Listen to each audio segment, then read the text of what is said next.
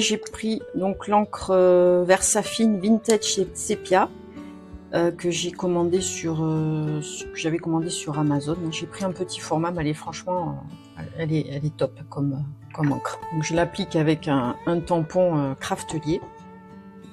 C'est plus facile, on en met moins partout avec ce genre d'outil pour tamponner le tampon avec l'encre. On peut idéalement aussi le faire avec des feutres, hein, soit les Tombow, j'ai des CG Quill aussi.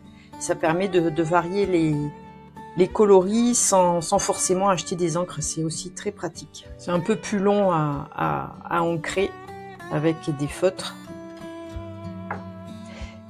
Alors voilà ce que ça donne pour celui-ci. On appuie. Voilà.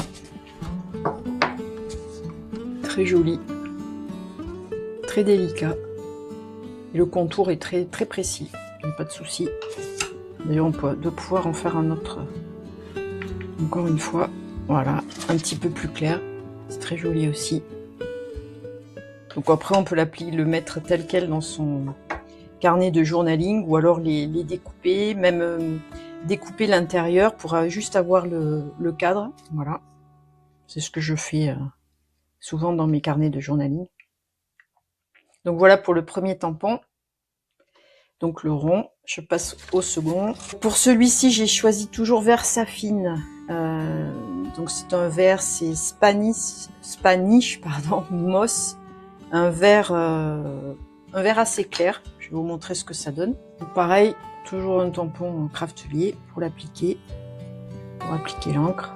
On y va délicatement pour essayer de ne pas en mettre sur le reste du tampon parce que sinon ça tâche la feuille, hein, évidemment, avec l'encre qui pourrait se mettre ailleurs que sur le motif.